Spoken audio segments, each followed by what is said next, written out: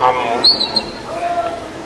हमेशा ये सुनते आए हैं और सारे धर्म ग्रंथों में बताया गया है कि जो हम इस जीवन में करते हैं वो हमारे पूर्व जन्म के कर्म का फल है।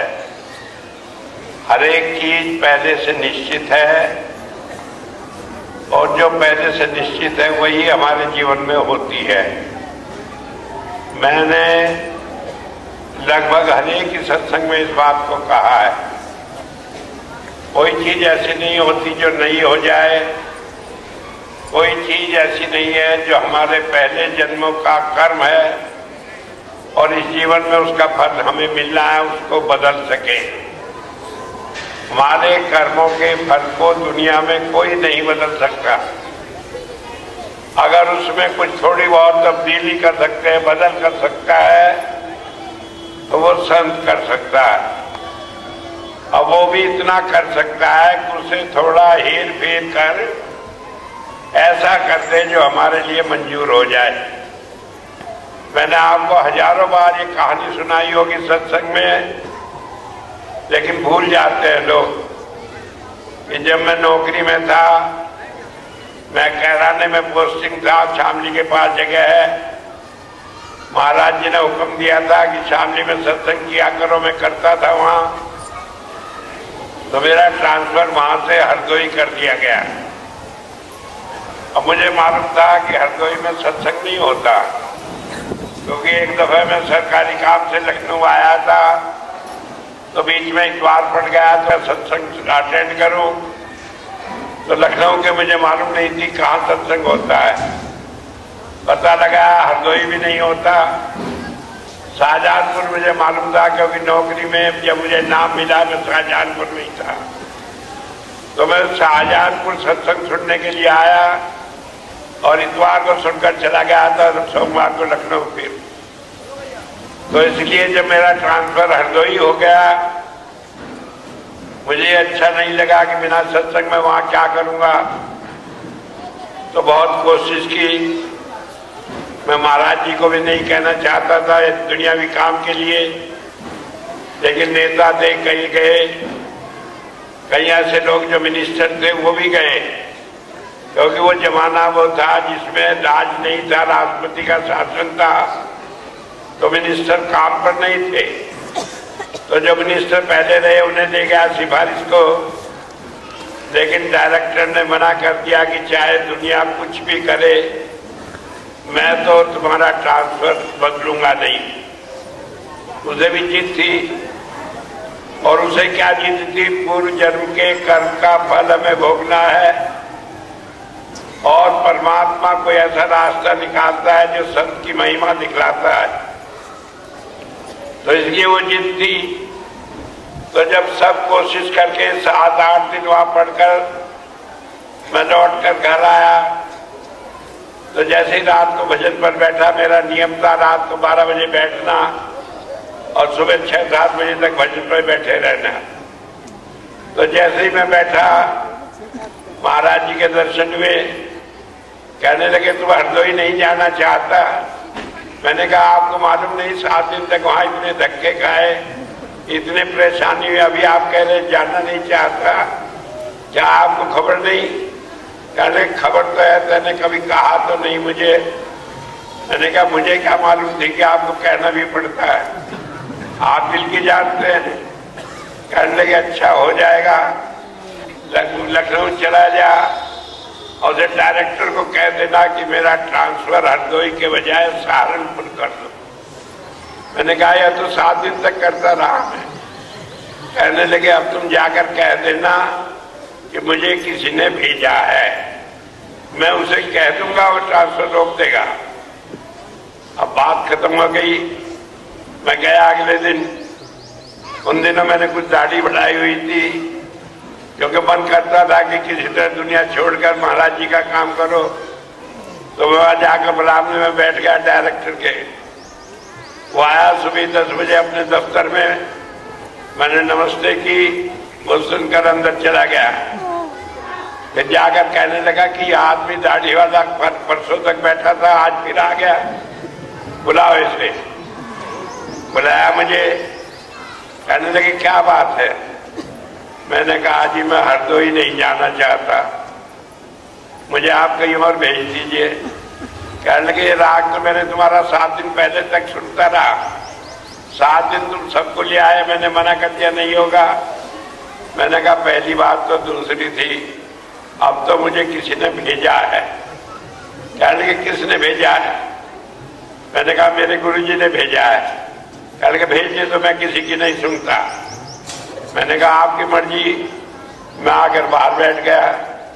शाम को 5 बजे दफ्तर से गया, मैं नमस्ते करी, वो घर चला गया। अगले दिन फिर मैं वहीं जाकर बैठ गया। जब बैठा तो उसने कहा बुलाओ उस आदमी को अंदर। मैंने कहा क्या।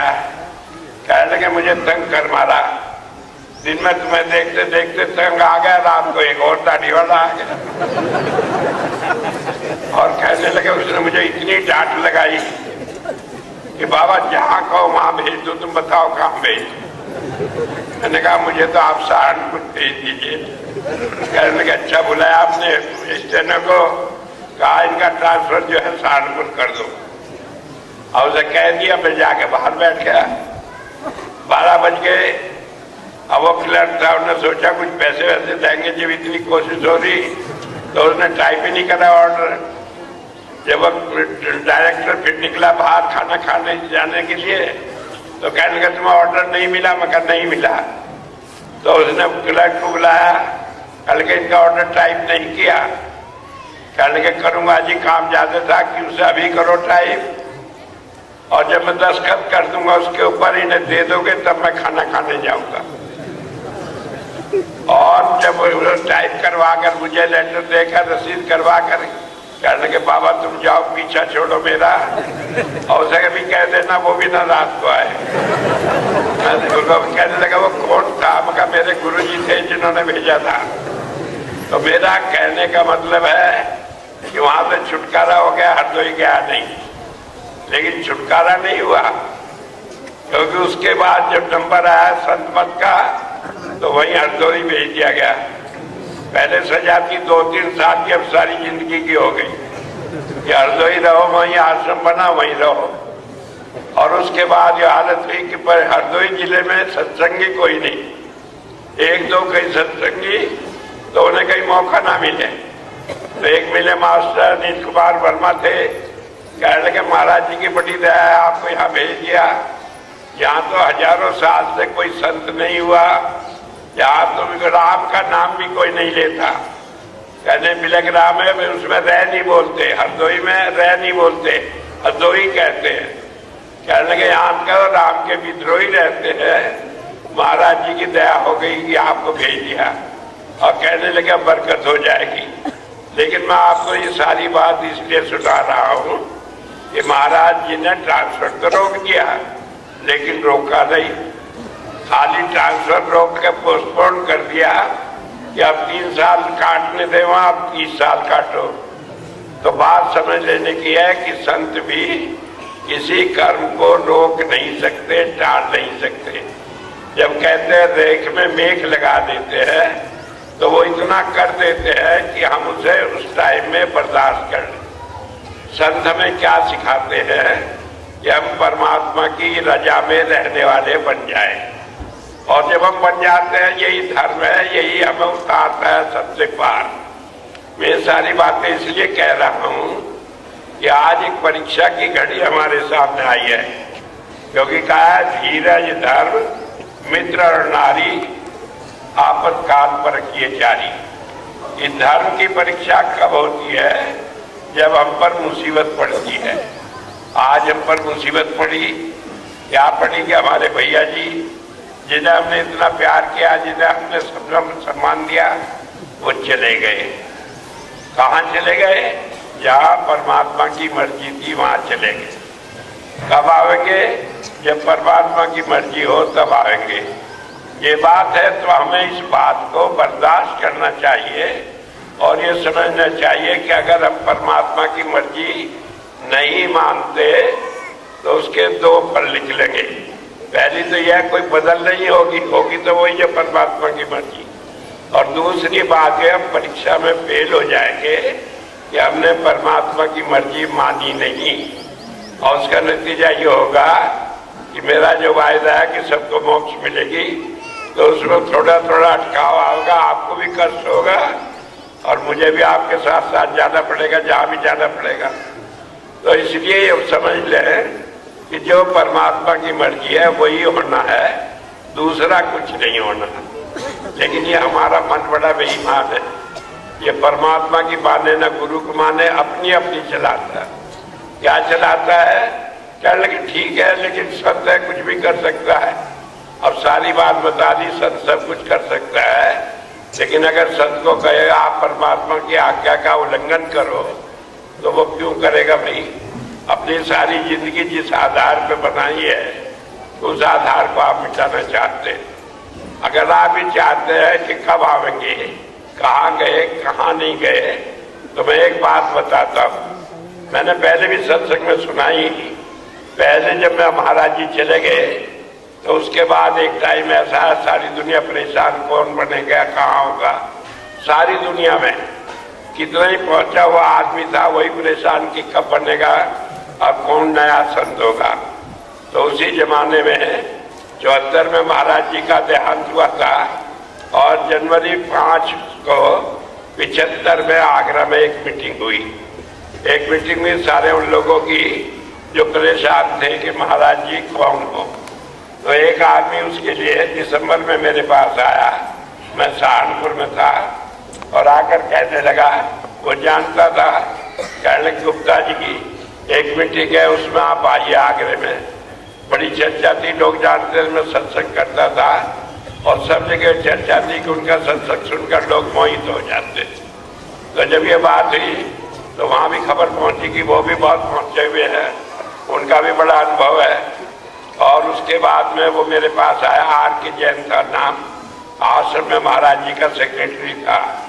कहने लगे वहां पर सत्संग है, वहां पर मीटिंग है 5 जनवरी को और आप आइएगा अपने सब साथियों को लेकर।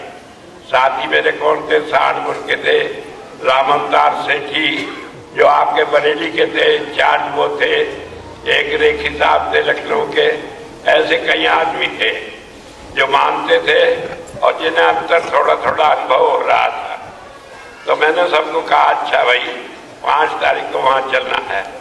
लेकिन जैन साहब को पहले मैंने पूछा कि वहां क्या होगा।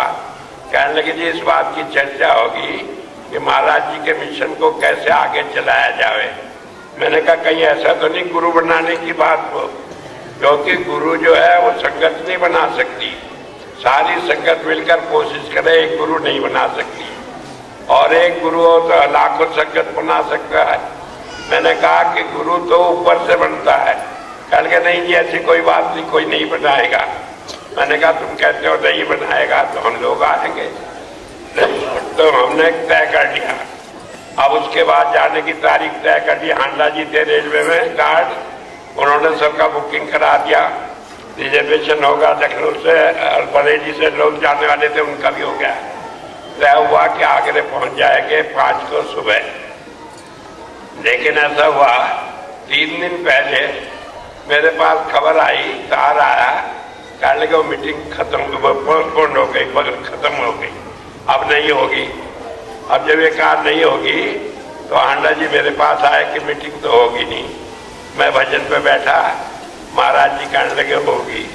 मैंने कहा होगी तो ठीक है। मैं हांडा जी से कहा होगी, कहने लगे नहीं वो तार आया नहीं होगी। मैंने कहा तार तो मेरे पास भी आया, लेकिन दूसरा तार आया वो कह रहा होगी। कहने लगे क्या मतलब? मगर महाराज जी कह रहे हैं होगी और जाना है। कहने लगे आप कहो तो चले जाएंगे। उन दिनों उन लोगों का विश्वास ऐसा ही था कि आप कहो तो चलेंगे लेकिन होगी नहीं मीटिंग। मैंने कहा नहीं होगी तो जब वहां से लौटेंगे तो सबको पता लग जाएगा कि सच है कि झूठ है। मेरी बात तो पता लगेगा। मेरी पत्नी कहने लगी कि कहाँ चक्कर में पड़े हो, जब खबर आ गई नहीं होगी तो नहीं होगी। मैंने कहा नहीं महाराज जी कह रहे तो होगी। तो हम लोग गए तो वहां सब पहुंचे। उन्होंने सबको रेखी जी को और सेठी साहब को उन्हें भी कहलवा दिया था, लेकिन वो भी पहुंचे, पहले मेरे से बात कर लिए थे। तो हम जैसे आगरा स्टेशन पर उतरे तो वहां से जिस धर्मशाला में जाने को गए तो देखा सारा इंतजाम और वो मीटिंग की तैयारी। और वहां सब जगह लिखा कि दर्शन सिंह जी को गुरु बनाओ, दर्शन सिंह। अच्छा, ये जब बात हुई, मैं आर के जैन से मिला। मैंने कहा तुम तो कह रहे थे कि वहां ऐसी कोई बात नहीं किसी को गुरु बनाने की। कहने लगे यहाँ ये बात मैंने देखी, तभी तो मैं सोचा और क्या तरीका कि आपको लिख दो, मीटिंग नहीं होगी। मैंने कहा ये तो कोई तरीका नहीं, तुम साफ बात लिखनी चाहिए थी। कि मैंने कहा चलो कोई बात नहीं, अब हम तुम्हें कुछ नहीं कहते, हम ही निपटेंगे। जाकर बैठ के बहुत सारे आदमी थे, तो वहाँ एक बड़े हॉल में मीटिंग थी, तो उसमें वहाँ पे माइक लगा था, हर आदमी आए अपनी बात गावे। एक सरदार जी आए, कहने लगे महाराज जी रात को आए थे, मेरे लड़के को आए और ये 5 का नोट दे कर गए, देख लो ये दे कर गए। अंदर की जेब में से निकाला और मेरे लड़के को दिया और कहा, कहने लगे दर्शन सिंह ही होंगे। कोई कुछ कहे, कोई कुछ कहे, कोई कुछ कहे। अब मैं कहते कहते सुनते सुनते मैंने कहा भाई 2 मिनट मुझे भी दे दो, बुलाया तो वो दे ही ना। होते होते 7 बज गए शाम के। 2 दफे बीच में चाय पानी को उठे, खाने को उठे, फिर बैठ गए मीटिंग। 7 बजे मैंने कह रहा, मैंने कहा भाई टाइम कम हो तो रात को 10 बजे तक चला लेंगे मीटिंग, लेकिन तो 2 मिनट तो मुझे दे दो। जब किसी ने नहीं दी, 9:45 बजे मैं जा खड़ा हो गया, माइक लिया। मैंने कहा कोई दो ना दो, अब तो माइक मैंने ले लिया, अब तो मेरी 5 मिनट बात सुननी पड़ेगी। जब मैंने कहा, महाराज जी कहा करते थे कि गुरु अंतर में बात करता है, और तुम सारे अंधे हो, तुम्हें नहीं दिखाई दिया, तुम्हारे 5 साल के लड़के गवाही कर रहे हो। पहली बात है, गुरु जब देता है सब दुनिया की चीज देता है, क्या कि नोट निकाल के दे दिया, किसी को दे सकता है क्या? और दूसरी बात है, तुम्हारे लड़के को दे दिया, तुम्हें क्यों नहीं दे दिया?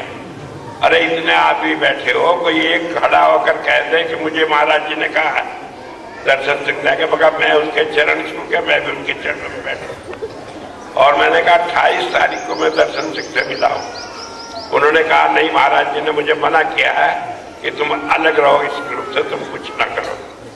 मैंने कहा पूरा खर्चा मैं दूं, टैक्सी का चलो अभी और जाकर पूछ के चले आओ। वो आए नहीं दर्शन सिंह मीटिंग में, और जब कहा तो वो चुप हो गए। और मैंने कहा करो कुछ ही, लेकिन कम से कम दुनिया को धोखा तो न दो। अरे सबको महाराज जी ने नाम दिया है, अब उन्होंने सबकी आंख खोली है, सबको कहो अपना देखे अंतर में जानेंगे। तो बात कहे चुप हो गए, कहने के बात तो ठीक है जी। रात को मैं वहां सोया, मजबूरी थी क्योंकि 10 बजे बाद कोई गाड़ी नहीं थी। तो महाराज जी आए और कहने लगे मैं इतनी बात कहलवाने को तुझे यहाँ भेजा, और कोई काम नहीं था। मैंने कहा ठीक है, मैंने अपना काम ठीक कर लिया। कहने का ठीक कर लिया। कहने के अच्छा मैं आ गया। उसके बाद कोई बात नहीं, ठीक नहीं। बाद वो चर्चा नहीं जाने कितनी होती रही, और आखिर में जितने वो सब थे कि वो बनेगा वो बनेगा, सब गलत रहे, क्योंकि सब आपस में चिंता था कि मैं बन जाऊं, मैं बन जाऊं। कई हरभजन ने महाराज जी की जमीन की दबा दी, कई कोई टेप लिए फिजा की टेप से नाम देंगे, कोई कह रहा कि महाराज जी 7 साल पहले चले गए, 7 साल बाद आएंगे। वो 14 साल आए, जब भी नहीं हुआ कि टाइम बढ़ा दिया। लेकिन सारी बात कहने की वो सारी झूठी हुई। और मैंने यहाँ देखी साहब से, सेठी साहब से कई बार बात करी, और हर बात मेरी बात सही हुई। और आखिर में जब नामदान दिया, तब ताई जी तक नहीं माना कि किसी को ऐसा अनुभव तक नहीं हुआ जैसा कि आपने नामदान दिया उसमें हुआ। और जब मैंने नामदान दिया, मैंने कुछ नहीं कहा कि नामदान दूंगा। उस दिन सत्संग का दिन था।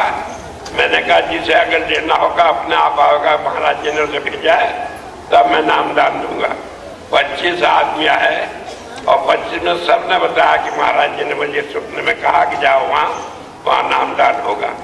और मुझे पहले बता दिया कि 25 आदमियों को नामदान देना है, और जगह जगह से कई जिलों से आदमी आएंगे। मुझे खबर नहीं थी नामदान कैसे दिया जाए, क्योंकि 17 साल पहले लिया था।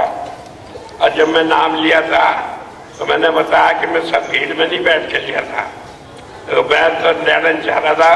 सब बिठा के महाराज जी ने उठा दिया था प्रसाद देके। उसके बाद मैं कहीं छिपा हुआ देख रहा था, मुझे पकड़ के ले गए। कहने का नाम लेगा? मैंने कहा जी अब जो कुछ कहो तो लेके बिठा दिया मुझे, मेरी पत्नी को, और दोनों को बता के जाप करो, ऐसे नाम दे दिया। तो मुझे ये भी नहीं मालूम था कैसे नाम दिया जाए। महाराज जी ने सारे बताया कि ऐसे करना है, योग करना है, योग का। और फिर उसमें 23 आदमियों को स्वरूप आया था। पहले 18 को आया, फिर लोग जिद करने लगे और बैठ गए दोबारा, 5 को वो फिर और आया। 23 आदमी को स्वरूप आया, सुनाई नाद आया और लोग बाहर के भी थे, सबने देखा। और उसके बाद तो जब मैं यहाँ जुलाई में आया तो मैं 600 कुछ आदमियों ने नाम लिया। मैं सेठी साहब को दे देते कागज में, कहा आप लिखते चलो पूछ के कि क्या अनुभव हुआ। मैंने कभी पूछ के नहीं बताया कि सही अनुभव हुआ। मैंने सेठी साहब से कहा कि आप ही पूछ के लिखते चलो क्या अनुभव हुआ, मैं साथ खड़ा हूँ। और मैं इस बात को कह, गुरु जो है अंतर में सब कुछ बात करता है। तो मैं आपसे एक बात पूछता हूँ, आप मेरे से पूछते हैं कि भैया जी कहाँ गए, कब आएंगे। भाई आप क्यों नहीं पूछते अपने अंतर में जाके? अगर मैं कह दिया कि ये है तो आपको कैसे यकीन आएगा? मैं तो कभी आज तक जिंदगी में कभी किसी को कहा ही नहीं। मैं अंतर में मेरी जो बात थी मैं चुप रहा। आपने मैंने कहा कि जो होगा बताओगे।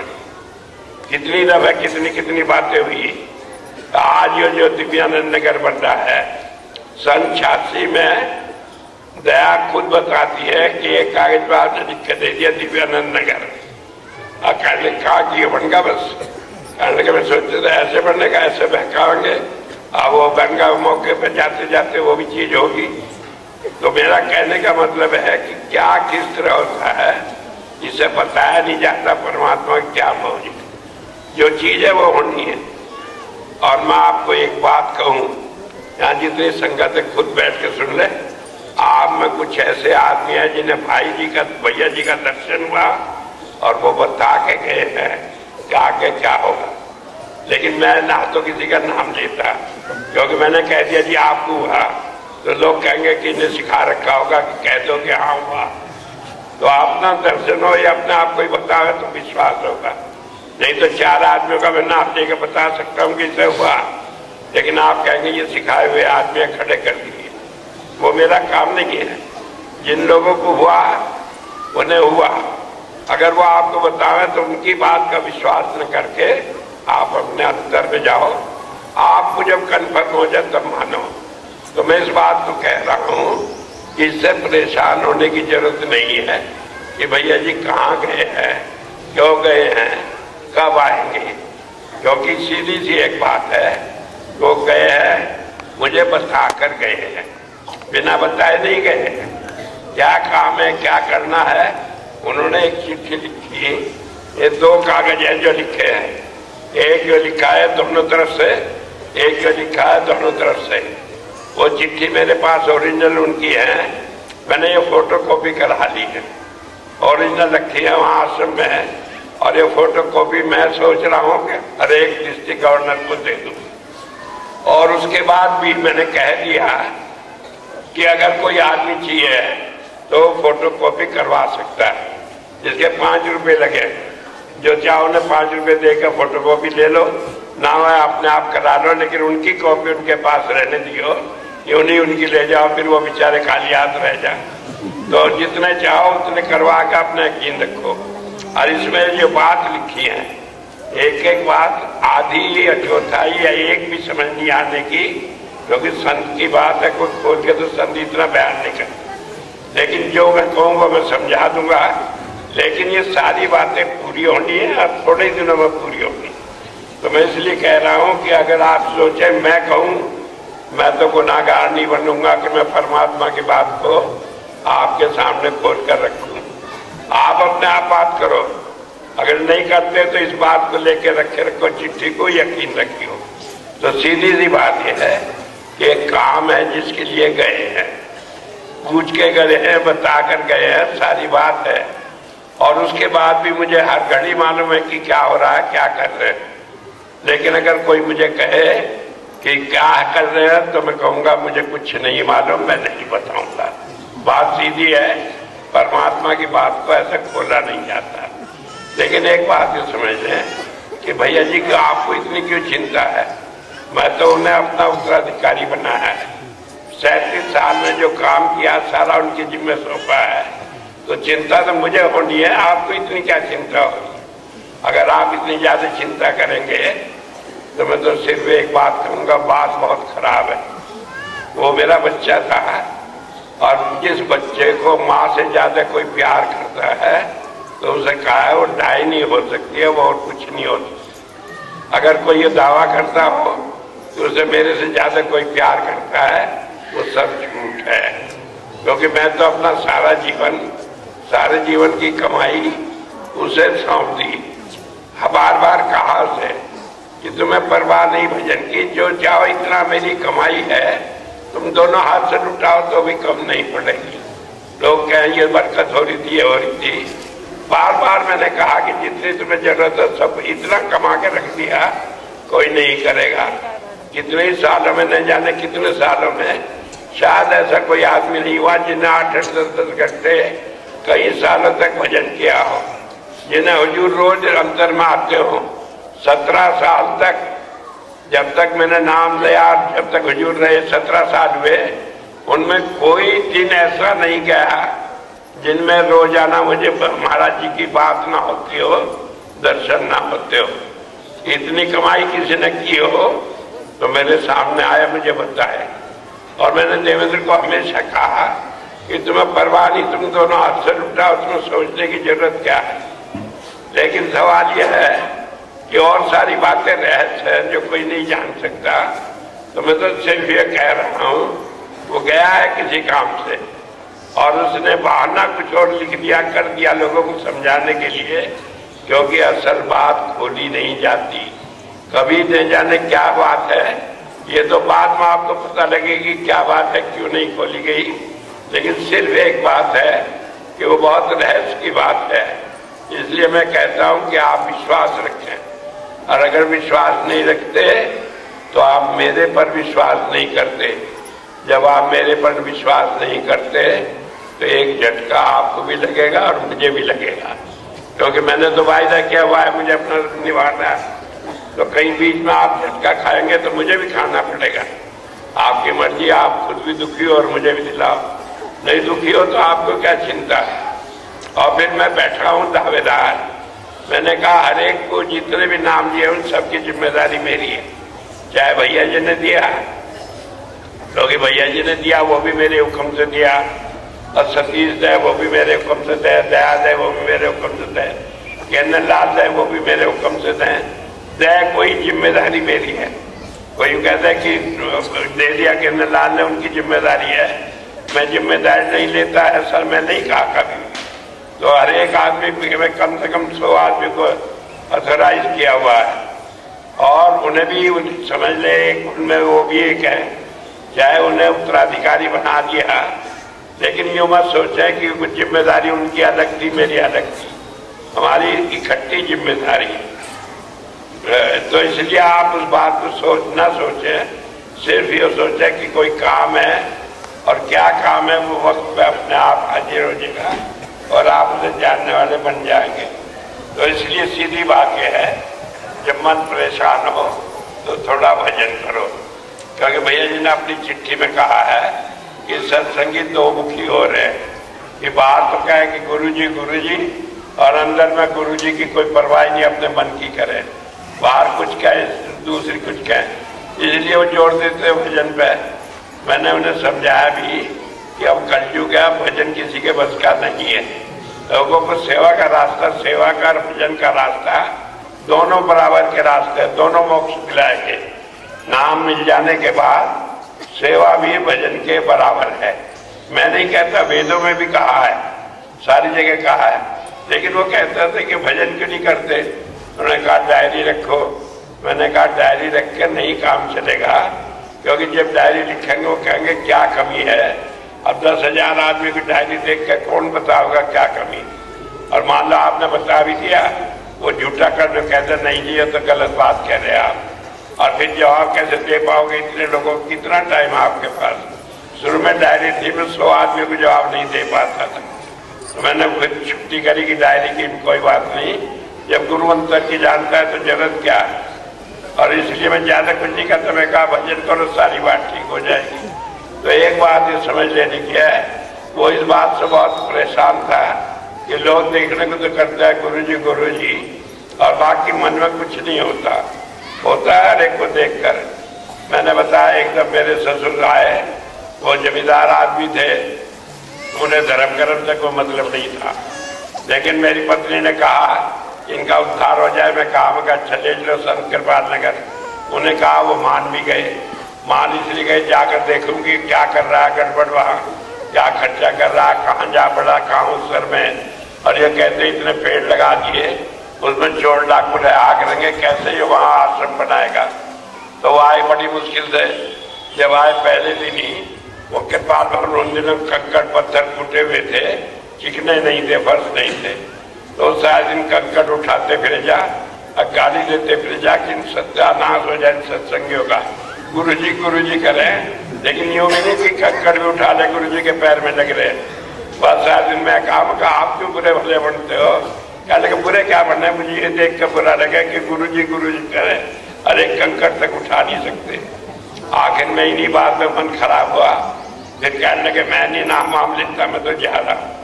तो पत्नी मेरे पास आई, कहने लगे वो तो जा रहे, नाम नहीं लेते, आप कह रहे थे उद्धार हो जाएगा। मैंने कहा अच्छा हमको हमने सत्संग रखा। तो सत्संग रखा उन दिनों कुछ था नहीं, ऐसे खुले में सत्संग रखा। एक कोने पे यहाँ लंगर है, इसके कोने पे यहाँ बल्ब लगा हुआ था। इसके इधर बैठ के मैं सत्संग दे रहा था तखत पे। वो आए कपड़ा सा लपेट कर वहीं कोने में बैठ गए।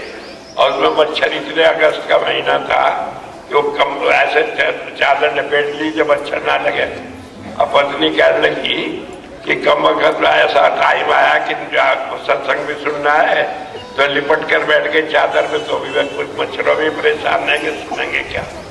मैंने कहा जो मालिक की मौज है। अब सत्संग सुनने के बाद जैसे मैं अंदर गया तो मैं तो जाकर अपने कमरे में लेट गया।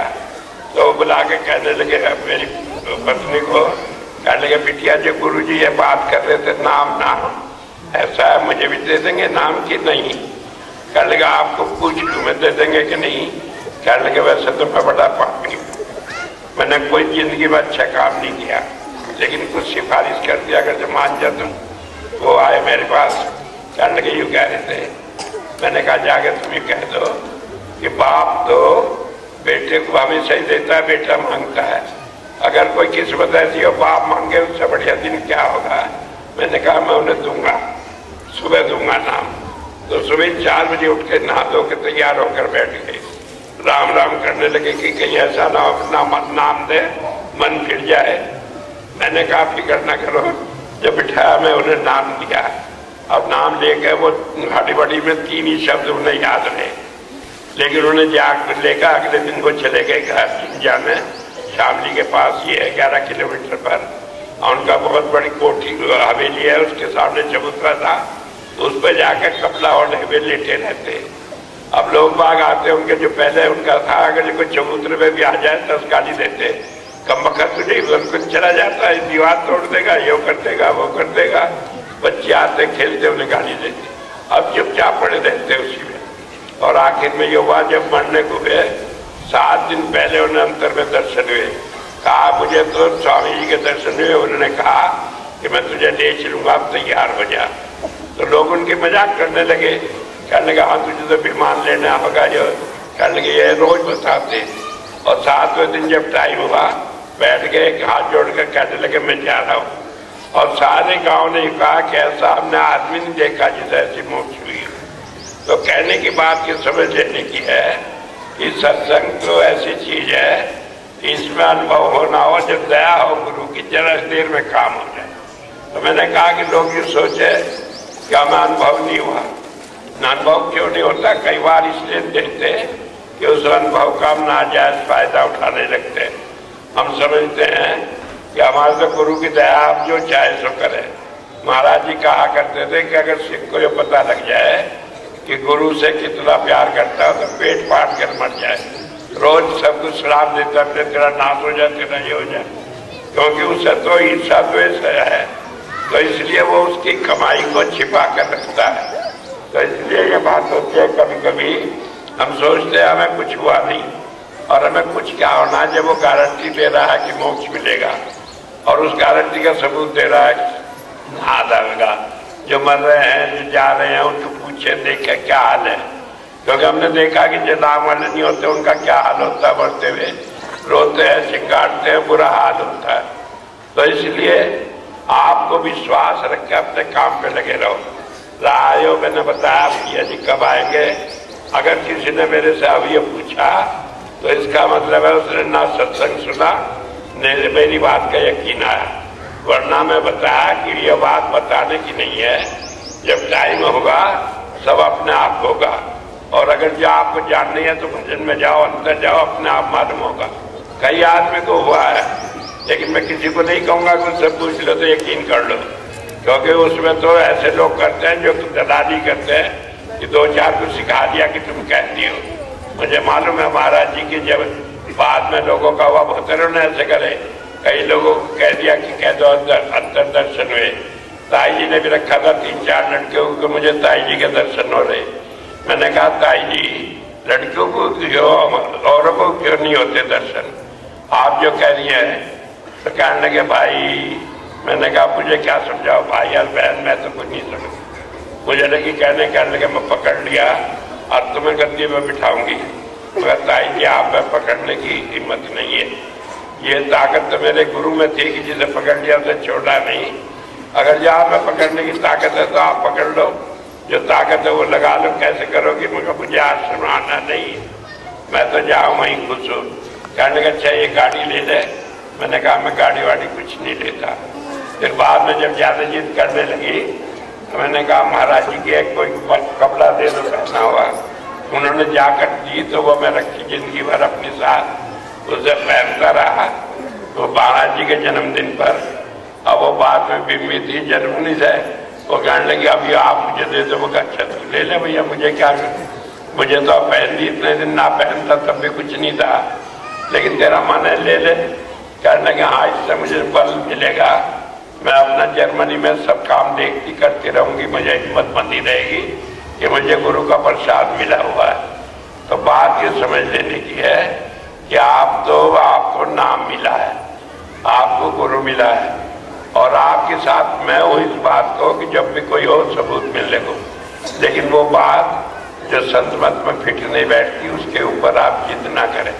आप अपने मन को तसल्ली रखें, राजो कि मैं हूँ, कोई बात आपकी और सब जवाब देने के लिए, और आपको सत्संग होता रहेगा, सब कुछ होता रहेगा। और एक बात बताऊं, सचमुच में वो तो इतना आलसी था कि वो अपना फोन नहीं खोले था, बंद रखे था।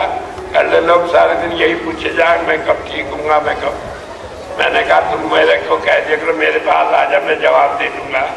कहने के भजन की बात कोई ना करे, कुछ ना करे, बस दुनियादारी की बात करते हैं, वो बात ही नहीं करते।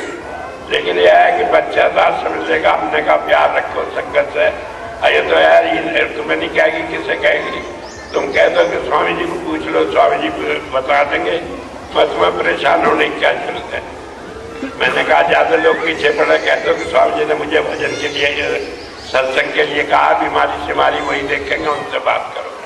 तो बात ये समझ लेने की है कि ऐसी घड़ी में, जबकि परीक्षा की घड़ी है, क्योंकि धर्म में परीक्षा होती है जरूर, ये देखने के लिए आपका विश्वास कितना है। तो उसमें विचलित ना हो। भैया जी साथ है, मैं भी हूँ, जहाँ गए मालूम है वो काम से गए हैं, जब काम हो जाएगा वो आ जाएंगे। लोगों का अनुभव भी हो रहा है, बता भी रहे हैं कि उन्होंने कहा जल्दी आऊंगा। अब जल्दी का मतलब क्या हो? संतों की जल्दी कोई नहीं जानता, 1 मिनट भी जल्दी है और साल भी जल्दी है। मुझे याद है अजमेर में एक का लड़का खोया गया, जल्दी करते करते 10 साल लगे। जब मैं जाता था, जब ये अजमेर में माता जी लेके बैठ जाती थी, कहने लगे स्वामी जी आप बहका रहे हैं, 10 इतने साल हो गए कहते कहते। मैंने कहा बहका तो रहा नहीं, लेकिन जिस साल तुम मेरे से पूछोगे नहीं तभी आ जाएगा। वो आखिर में 10 साल हो गए, उन्होंने पूछा जी एक दफा, तो मंगल साहब लोग कहने लगे स्वामी जी आपके तो माता जी ने पूछा नहीं। मैंने कहा आप समझ आ गई उन्हें कि सब्र करना चाहिए। और अगले मैं लौट के आया, उसके 15 दिन बाद ही मिल गया लड़का, अपने आप आ गया। और उसने बताया कि 10 साल में वहीं रहा जहाँ स्वामी जी ने बताया था, सादरे में रहा 10 साल। अब मैंने कहा था मैं तो सादरे में ही है। उन्होंने बड़ी कोशिश कर ली। इसलिए यह जल्दी या देर का सवाल आप नहीं समझ सकते। आप तो समझो कि जब काम पूरा होगा, जिस काम को गए जो आएगा। और बाकी संत तो पूरो पासो हमेशा हमारे पास रहता है, हमारे अंतर में रहता है। अगर संत का सही सही ताल्लुक हो तो महाराज जी जने कब के चले गए, तब मैं कहाँ उनकी ताकत पा पाता है। वो तो अंतर में इतने नजदीक है, इतना कोई भी नहीं। सोचने की ताकत भी उतना काम नहीं करती जितनी जल्दी हमें उनका अनुभव हो जाता है। अच्छा, एक बात और मैं बता दूं कि अब पहले यही था झंझट सेवा सेवा सेवा। कई लोग कहते हैं कि स्वामी जी को तो सेवा से मतलब है, कोई लोग कहता है सेवा का ही काम है। इसलिए काम है कि सेवा के बिना भजन से गाड़ी पार होना मुश्किल है। ये कलयुग है, इसमें इतनी बीमारियां लगी है। टीवी है, यही बैठे सारी दुनिया के हाल फैशन दुनिया भर की चीजें देखकर दिमाग इतना बिगड़ जाता है जिसका कोई ठिकाना नहीं। यहाँ पर अगर जो कोई आसरा है तो सेवा का है, तो सेवा में लगे रहे। जिसे जो सेवा अपने मन से करते रहे, आप कुछ ही समझ के कर रहे, भैया जी कर रहे हैं, मेरी कर रहे हैं, परमात्मा कर रहे हैं, मिशन की कर रहे हैं, लेकिन अपना सेवा में लगे रहे।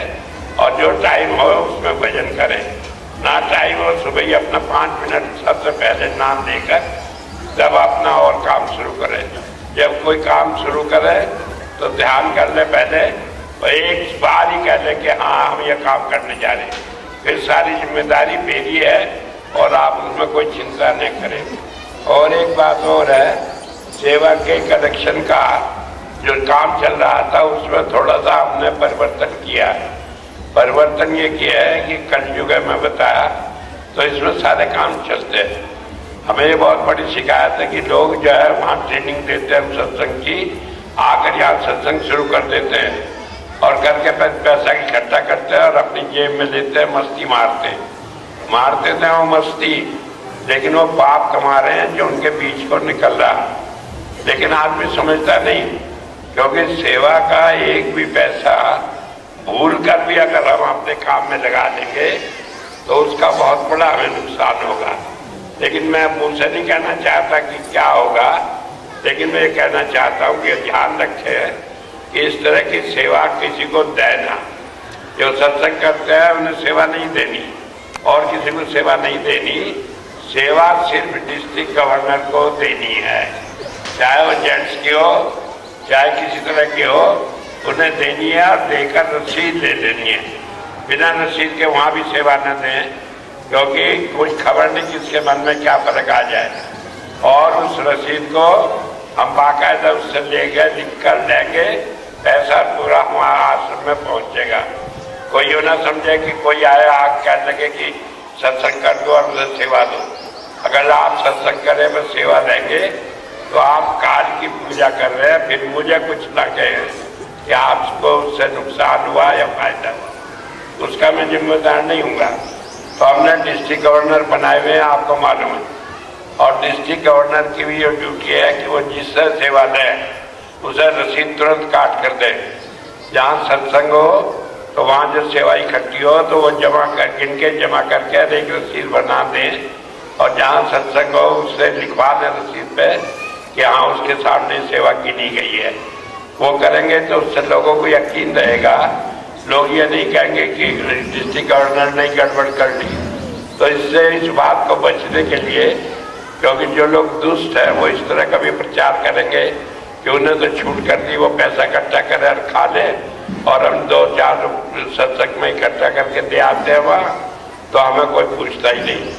तो इसलिए ध्यान रखेंगे कि सेवा जो है डिस्ट्रिक्ट गवर्नर को देंगे, रसीद कटवा कर देंगे और वो सेवा आपकी आश्रम तक पहुंचेगी। अगर उसे किसी आपको बिना रसीद दिया और डिस्ट्रिक्ट गवर्नर के अलावा और किसी को दिया तो मेरी जिम्मेदारी नहीं है। और मान लीजिए आपका कोई इत्मीनान का आदमी है, वो लेता है, तो उसे कह दो कि पैसा डिस्ट्रिक्ट गवर्नर से देकर हमें कल को रसीद ला दियो। अलबत्ता 2 डिस्ट्रिक्ट गवर्नर को लेकिन वहाँ पहुँच ना पावे तो जिसे दे, जब तक वो रसीद ला के दे तब तक ये न माने कि आपकी सेवा ठीक जगह पहुँच गई है। बाकी है कि और सारा सेवा सत्संग सारे कार्यक्रम यही चलते रहेंगे। मैं अब जाऊंगा शामली और उसके बाद फिर चला जाऊंगा जर्मनी। पहले में 6 महीने जाता था, 6 महीने का ही काम था, लेकिन इस परिस्थिति को देखते हुए अब की बार मैं 3 महीने से ज्यादा नहीं रहूंगा। जो काम देर होगी काम वहाँ बिगड़ेगा वो बाद में कर लेंगे या और किसी को समझाओगे करे, लेकिन मैं थोड़ा यदि कुमार जी से यहाँ लोग परेशान ना हो। और अब की पहली दफा मैं आता था करीब सितंबर में आखिरी इतवार में, अब की बार में जुलाई में एक दफा आऊंगा, रहूंगा यहाँ कुछ दिन और उसके बाद फिर बीच में जाकर फिर सितंबर में आऊंगा। तो इस तरह 1-2 टाइम बढ़ेगा और मैं कोशिश करूंगा जैसे 1 या 2 दफे यहाँ रहता था 1-1 महीना। हाँ, तो उसमें बढ़ जाएगा कुछ। पहली बात यह है कि जून का 24 जून का इतवार पड़ेगा। मैं 24 जून को सीधा जर्मनी से बरेली आऊंगा और आके यहाँ सत्संग 24 जून का दूंगा, उसके बाद कहीं जाऊंगा। हो सके 22 या 23 को आ जाऊं क्योंकि एकदम आज तो सफर के बाद बड़ा मुश्किल होगा, लेकिन 24 जून को मैं आप सत्संग में रहूंगा। कोशिश करूंगा 2 सत्संग दे सकूं, दूंगा, नहीं दे सका जो देगा देगा, बाकी मैं आपसे मिलूंगा। इसी तरह हाजिरी दूंगा आपकी जैसे अब तक देता रहा। तो आप इस बात को न सोचें कि भैया जी नहीं आए और स्वामी जी भी नहीं रहे क्या होगा। वैसे तो पहले भी 6-6 महीने में रहा और जब भैया जी भी नहीं थे कि कुछ भी काम करते हुए 2001 से पहले, और सतीश आता रहा, सत्संग देता रहा और अब तो सत्संग भी दे रहे हैं। फिर मैं वायदा भी कर रहा हूँ कि नंदलाल जी भी है। किसी किस्म की आप चिंता न माने। एक काम आपका यह है कि सेवा के मामले में गड़बड़ ना होने दें, नहीं तो उसका नतीजा है कि बहुत सारे गलत आदमी आ जाएंगे और उससे कई बात गलत हो सकती है। एक बात फिर ध्यान रखेंगे कि यह कठिन समय है और इसमें थोड़ा धैर्य रखेंगे और फिर आपको तो ज्यादा धैर्य की जरूरत भी नहीं। मेरा नंबर आपके पास है, आप मेरे से टेलीफोन करके बात कर सकते हैं। जर्मनी में जो टेलीफोन होगा मेरा वो भी आपके पास है, नहीं आपके पास है तो डिस्ट्रिक्ट गवर्नर के पास है, नहीं किसी के पास हो, कोई भी वहाँ संत कृपाल नगर में निशा से या किसी से टेलीफोन करके मेरा जर्मनी का नंबर मालूम कर सकते हैं। वैसे भी सबको मालूम है, कोई ऐसा नहीं कितने साल से वही नंबर है, कोई नंबर बदला नहीं है। तो जर्मनी में भी आप बात कर सकते हैं, यहाँ भी कर सकते हैं। हो सके वहाँ पैसे कुछ ज्यादा लगे, अगर किसी को पैसे की परेशानी होगी तो फिर मैं आऊँगा, उसके पैसे मैं लौटा दूंगा, लेकिन बेफिक्र बात करें और तसल्ली रखें। लेकिन यह है घबराने की बात नहीं। यहाँ तो कभी देर भी लगे, बैठा अंदर हूँ बाहर हूँ, वहाँ तो बटन दबाया तुरंत बात होती है। तो इसलिए मैं जहाँ भी हूँ, हिंदुस्तान में हूँ या बाद में, ये मालूम है हिंदुस्तान में मैं ज़्यादातर 7 बजे बाद बात नहीं करता क्योंकि मैं लेट जाता हूँ, थोड़ा ध्यान करके आराम करके, और सुबह उठता हूँ 4 बजे। तो इसलिए मैं चाहूँगा कि 8 के बाद आप टेलीफोन करें और शाम को 7 बजे बात ना करें, क्योंकि उस टाइम के बाद फिर मैं बंद कर देता हूँ फोन। हालांकि दया का तो खुला रहता है, लेकिन वो भी काम करती है और तो इसलिए उसे परेशानी है। लेकिन इसका मतलब ये नहीं कि कुछ जरूरी काम हो तो मनाही है, या ये नहीं कि मैं दूर हूँ। तो एक बात ध्यान रखेंगे, इसके अलावा आप सब भाई प्रसाद लेंगे और इसके बाद मैं वहीं बैठूंगा। जो मिल चुके हो कृपया दोबारा न मिले, क्योंकि फिर दूसरे आदमी रह जाते हैं।